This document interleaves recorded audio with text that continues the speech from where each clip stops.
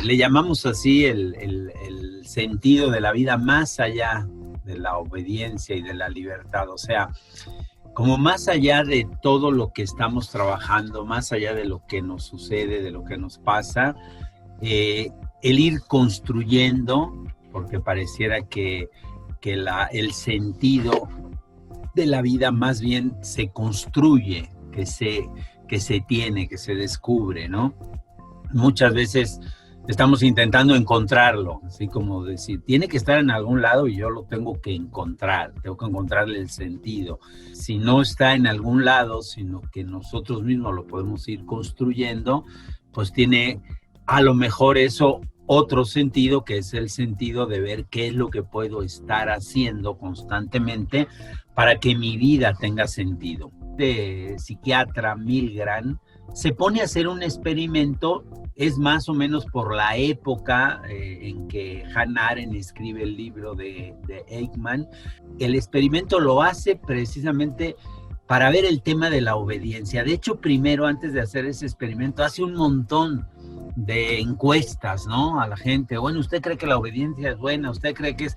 Y la mayoría de la gente, pues igual como nosotros, ¿no? Decimos, pues claro, tener hijos obedientes es muy bueno. Ser obediente a nuestros padres, pues por supuesto, es una virtud que nos han inculcado siempre. Pero él dice, bueno, ¿hasta dónde la obediencia humana puede ser tal declinación de la voluntad que el ser humano deje de pensar? Que era el cuestionamiento de Hannah Arendt, ¿no? Y entonces este experimento Milgram, con eso que se le ocurre, ¿no? De hacer como las máquinas de toques mexicanas, pues les enseñan y le dice, bueno, ahí del otro lado va a estar el señor conectado y tú le vas a ir subiendo. Cada vez que se equivoque, si acierta, está bien, pero si se equivoca, le subes, ¿no? Desde 25 volts a 450. Y al mismo que va a ir subiendo, primero le dice, tú agarra los toques para que veas. Y le dan un toque, ¿no? Y dice, eso fueron 45 volts. De tal manera que él ya, cuando daba 200, pues ya sabía que era muy fuerte. Y cuando oía los gritos, y cuando el otro decía que padecía del corazón, y cuando dejaba de oír, ¿no? Entonces el experimento era como que con solo una bata, ahí no se necesitó una pistola ni un uniforme militar, una bata blanca que estaba ahí el señor anotando, y cuando le decía, oiga, pero no está sufriendo, el del otro lado decía, siga, continúe, es un experimento. Y algunos hasta les decían, a usted ya le pagaron, ¿no? Por su parte del experimento, hágala. Y la mayoría como que se asustaban, se veían en la película original, se ven las caras de terror, pero que luego decían, bueno, o sea, pues ni modo, pues sí es cierto, es mi trabajo, me pagaron por esto, ¿no? Pues lo tengo que hacer. Entonces él, ahí es donde el experimento dice, bueno, ¿hasta dónde puede llegar una obediencia sin conciencia? Lo triste que denuncia Hannah Arendt, que denuncia también Milgram, y que de alguna manera habla de cómo el ser humano se deshumaniza. Don Víctor Frank, su lenguaje es sencillo, ¿no? Y es simple, y es lo que hemos escuchado siempre de él. No es lo que pasa, es la actitud que tomas ante lo que pasa.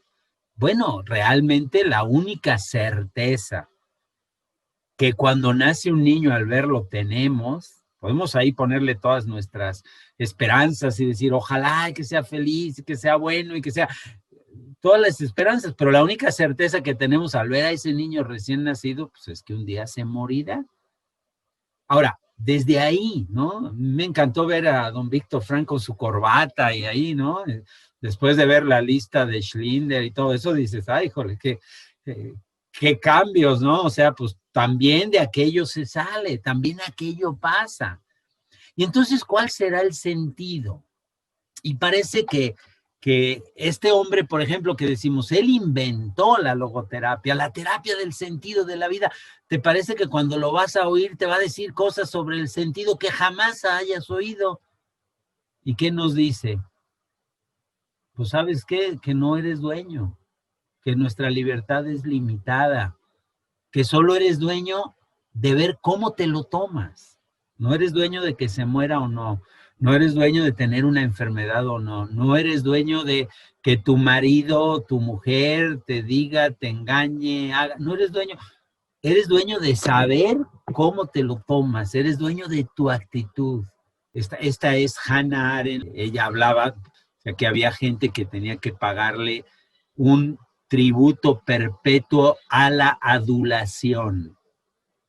¿Se acuerdan de Diógenes cuando Arístipo le dijo: pobre Diógenes, todos los días cenas lentejas? Si hubieras aprendido a adular al rey, no tendrías que cenar todos los días lentejas. Y Diógenes se ríe y le dice: pobre Arístipo, si tú hubieras aprendido a cenar lentejas, no tendrías que adular al rey, ¿no? muchas veces ella, ¿no? Que la veíamos tan dura, así, pues decía, pues es que si aprendes a no adular, muchos te rechazan, pero eres más libre, ¿no?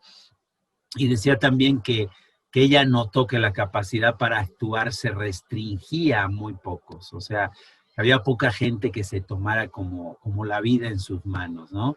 Y que solo es posible, pues, tener como confianza en los seres humanos. Una situación finalista, teleológico significa lo de más allá, ¿no? Lo que tiene que ver con lo final. Entonces, ¿qué le puede dar sentido a la vida humana? Pues los conceptos de a dónde voy. Al lado de la palabra finalista, escribe algo. ¿Cuál es tu finalidad en la vida? ¿Qué sentido le encuentras en este esquema finalista, teleológico? O sea, ¿para qué vivir? ¿Qué me espera después de la muerte? ¿Cuál es el sentido de lo que estoy haciendo? Bueno, ese es un elemento del sentido. Entonces, aquí, por ejemplo, en este se apoyan generalmente las grandes religiones, las grandes filosofías, casi todo le va dando el sentido finalista. Esto es para algo. O sea, siempre que uno da, recibe. Entonces, ese puede ser un sentido finalista para alguien, ¿no? Decir, ¿por qué amar? Ah, bueno, porque yo veo, por ejemplo, a mis hijos que viven mejor cuando hay amor que cuando hay guerra, ¿no? Bueno, yo creo que si hay resurrección, pienso que me va a ir mejor si amo que si odio. Pienso que si hay reencarnación, pues cuanto mejor viva, mejor. O a lo mejor ese sentido finalista de decir, ya me he dado cuenta que viviendo de mejor manera tengo mejores resultados.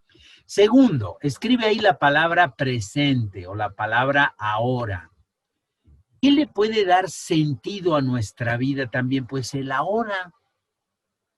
¿El ahora qué es? Pues lo que ahora tengo, lo que ahora vivo. Escribe ahí, al lado de ahora o de presente, este instante que estás viviendo, ¿qué sentido tiene para ti? El estar escribiendo ahora, ¿qué sentido tiene para ti? El estar escuchando. Este ahora, este estar aquí en lo que estás, ¿tiene algún sentido para ti este instante? Y el tercer elemento, si quieres escribir la palabra servicio.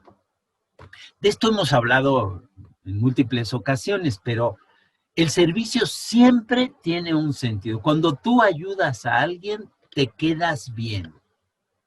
Eso parece que es una característica humana. Yo no voy mucho a la teoría, sino a mi propia experiencia. Cuando a alguien le hago un favor, cuando a alguien le puedo servir, cuando alguien te dice, ay, gracias, José Luis, me ayudaste mucho, me sirvió, yo me quedo a gusto, me quedo contento. ¿Qué hacía Víctor Frank? Según lo que leímos en el libro también.